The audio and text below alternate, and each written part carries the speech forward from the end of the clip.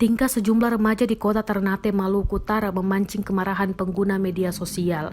Bagaimana tidak, remaja-remaja perempuan itu merekam tindakan tak terpuji mereka di sebuah supermarket.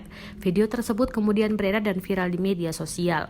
Sekelompok remaja itu memakan buah apel yang ditaruh di display supermarket.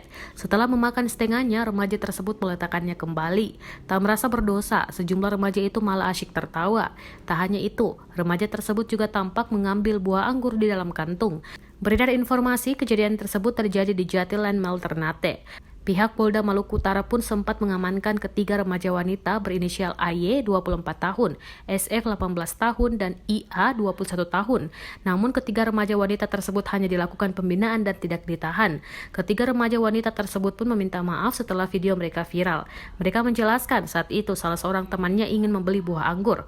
Sambil menunduk, remaja-remaja itu berjanji tak akan mengulangi perbuatannya lagi. Tak hanya itu, ketiga remaja wanita itu pun kembali meminta maaf kepada masyarakat atas viralnya video mereka yang menyebabkan kerugian material dan non-material.